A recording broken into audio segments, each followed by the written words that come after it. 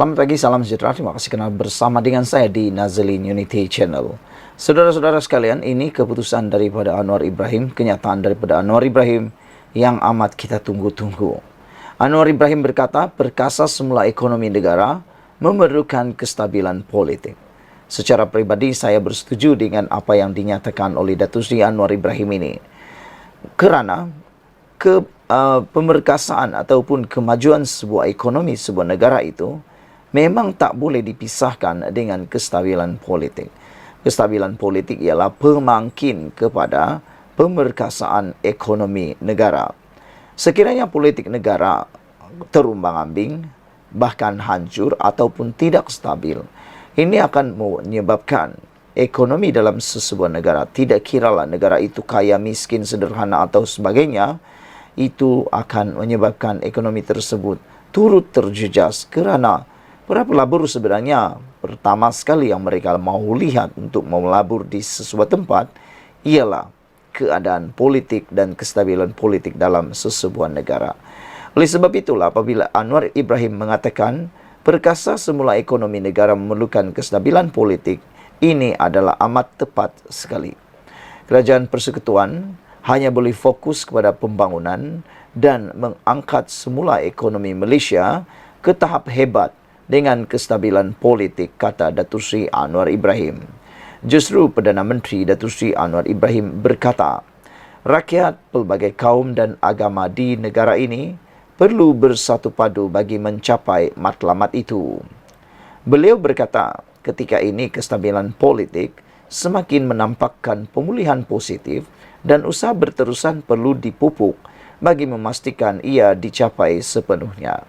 Dengan semangat perpaduan yang semakin baik sekarang, dengan politik yang semakin stabil walaupun tidak semua parti politik yang mahu bersama kerajaan perpaduan, majoriti besar mahu bersama kita, kata Datuk Seri Anwar Ibrahim.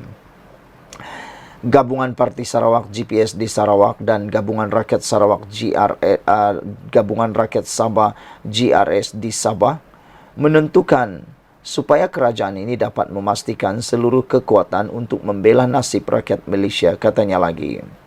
Beliau berkata demikian dalam ucapan sempena sambutan Hari Malaysia yang dihadiri tetamu utama pemangku yang di Pertuan Negeri Sarawak, Tan Sri Muhammad Asfia Awang Nasar dan isteri, Puan Sri Fatimah Muhammad Iskandar di Stadium Perpaduan Petrajaya di sini malam tadi. Turut hadir dua timbalan Perdana Menteri, Datuk Seri Ahmad Zaid Hamidi dan Datuk Seri Fadilah Yusof serta Premier Sarawak, Tan Sri Abang Johari Abang Openg.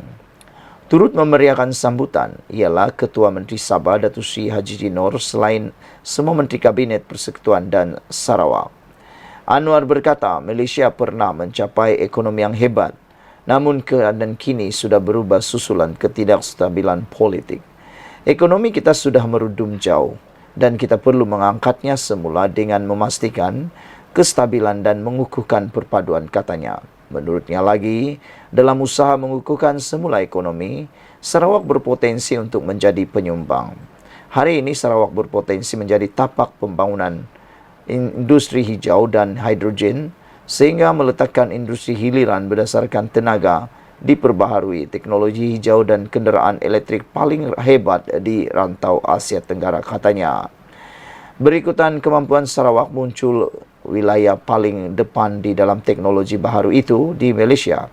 Anwar berkata beliau meminta Abang Johari memberi kuliah kepada jemaah Menteri Persekutuan sebelum mereka mengadakan mesyuarat kabinet di Kuching hari ini. Kalau dahulu kita Menteri Persekutuan datang memberi kuliah kepada pemimpin Sarawak, namun hari ini saya minta Abang Johari memberi pandangan dan kuliah kepada Menteri Persekutuan.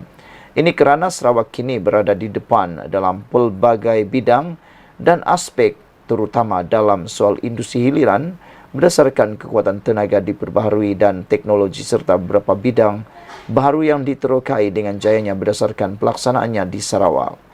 Selain itu, Anwar turut memberi jaminan akan mengarahkan seluruh jentera pentadbiran kerajaan perpaduan menangani setiap aduan yang rakyat kemukakan kepada Yang di-Pertuan Agong Al Sultan Abdullah Riyadhuddin Al Billah Shah yang pada kembara kenali sebagai Borneo baru-baru ini.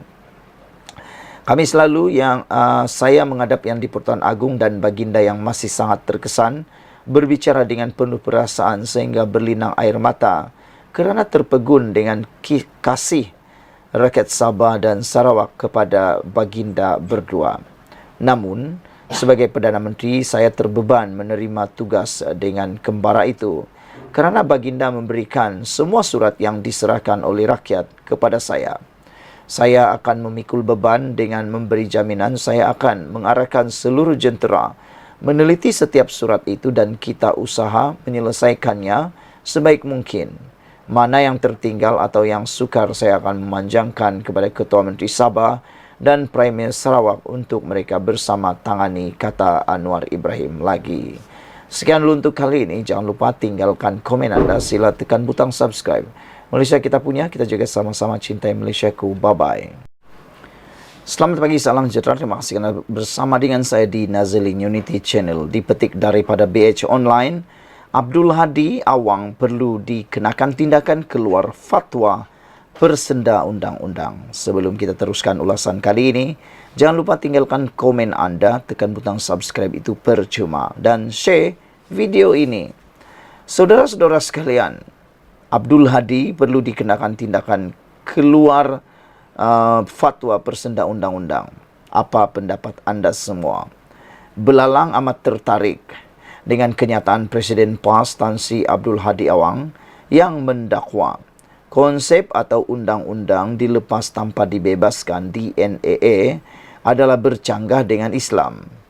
Abdul Hadi mengatakan undang-undang DNAA tidak wujud dalam Islam, bahkan dijatuhkan sebagai hukum haram jika diputuskan. Namun, belalang terkejut apabila konsep DNAA sebenarnya terkandung dalam Seksyen 103 Enakmen Tata Cara Jenayah Syariah Terengganu tahun 2001. Undang-undang digubal pada tahun 2001 ketika Abdul Hadi menjadi Menteri Besar Terengganu. Bahkan enakmen itu hampir sama dengan Seksyen 254 Kanun Keseksaan digunakan pendakwa sivil. Berdasarkan Seksyen 103 enakmen itu, ia menyatakan pendakwa boleh berhenti daripada mendakwa selanjutnya pada mana-mana peringkat apa-apa perbicaraan sebelum penghakiman diberikan.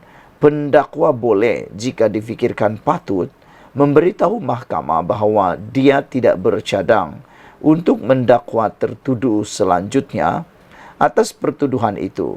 Dan sesudah itu, semua prosiding atau pertuduhan atas pertuduhan itu terhadap tertuduh bolehlah digantung dengan kebenaran mahkamah. Dan jika digantung sedemikian, tertuduh hendaklah dilepaskan daripada pertuduhan itu.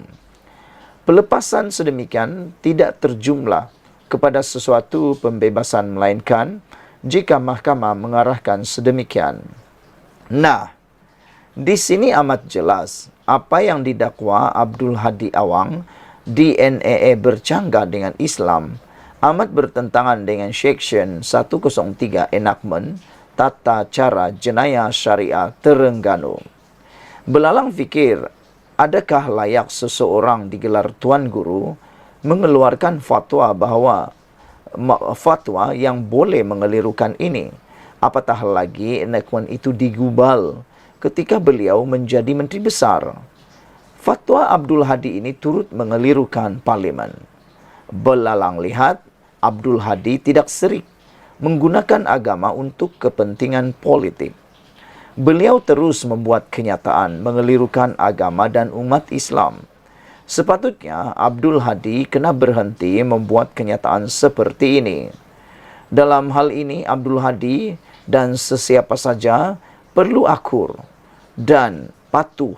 Tita Sultan Selangor Sultan Sharafuddin Idris Shah mengingatkan semua pihak terutama pemimpin politik supaya segera menghentikan perbuatan mengeluarkan fatwa secara tidak bertanggungjawab demi memelihara perpaduan rakyat.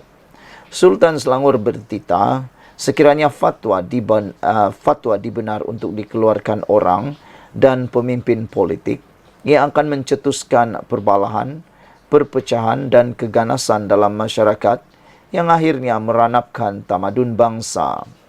Baginda yang juga pengerusi Majlis Kebangsaan bagi Hal Ehwal Islam MKI meminta supaya agama tidak diperalat bagi meraih sokongan, kerana rakyat akan menjadi mangsa kepada perbalahan orang politik menunggang agama. Justru belalang meminta pihak berkuasa, penguat kuasa undang-undang dan pihak berwajib Islam untuk mengambil tindakan sewajarnya terhadap sesiapa sahaja tanpa mengira parti, pembangkang atau kerajaan kerana mempersenda undang-undang termasuk enactment syariah. Dipetik daripada BH Online, ditulis oleh Belalang Jalan Reong, September 17, 2023. Sekian dulu untuk kali ini. Jangan lupa tinggalkan komen anda. Sila tinggalkan komen anda dan tekan butang subscribe. Malaysia kita punya, kita jaga sama-sama cintai Malaysiaku. Bye-bye.